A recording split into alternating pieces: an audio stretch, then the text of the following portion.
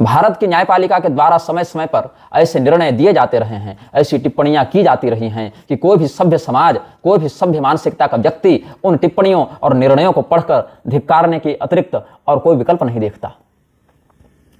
भारत की सांस्कृतिक, भारत की ऐतिहासिक, भारत की धार्मिक बहुसंख्यक जनता के प्रति भी इस प्रकार का रवैया, इस प्रकार की घृणात्मक बातें जिन लोगों के मन में हो, ऐसे लोग भारत के विकास में, भारत के अभ्युदय में कैसे निमित्त बन सकते हैं।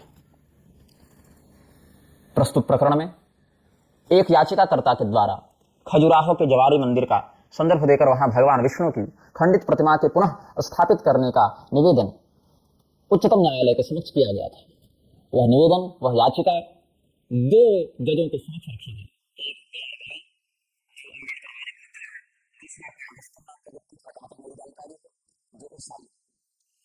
कोई ईसाई, कोई बौद्ध हमारे धर्म के विषय में चेतना कैसे अनुभव कर सकता है, हमारी सांस्कृतिक, हमारे धार्मिक महत्व का, ममता का, हमारे धार्मिक महत्व का वह अनुभव कैसे कर सकता है। हम जो महत्व अपने धर्म के प्रति रखते हैं, हम जो भावना अपने संस्कार और अपनी संस्कृति के प्रति रखते हैं, उसका अनुभव कोई नास्तिक कैसे कर सकता है। और यही इस बार भी देखने को मिला। बार एंड बेंच के ऑफिशियल ट्विटर अकाउंट से इस समाचार को निर्गत किया गया और धीरे धीरे यह समाचार हम समूह तक पहुंचा, जो भारत के इतिहास में अन्य निर्णयों के हिस्से इसमें भी एक देश का दर्शन सनातन धर्म के प्रति सभी सभ्य लोगों ने किया।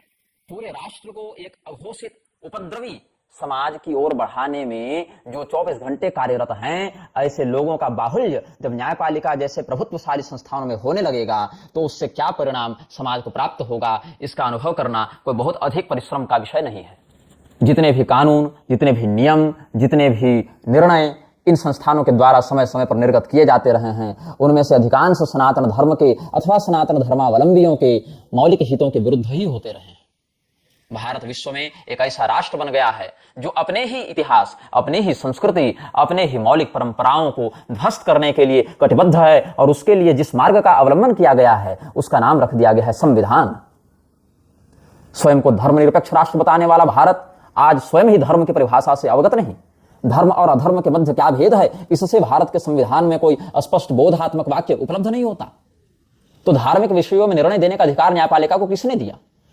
सामाजिक निर्णयों में अगर न्यायपालिका का हस्तक्षेप स्वीकार भी हो तो धर्मशास्त्रीय विषयों में या जहां पर देवालय आदि की परंपरा की बात है, वहां पर न्यायपालिका का हस्तक्षेप कैसे स्वीकार किया जाना चाहिए। और यह अगर हस्तक्षेप स्वीकार ही किया जाएगा तो यही हस्तक्षेप अन्य के सापेक्ष क्यों देखने को नहीं मिलता।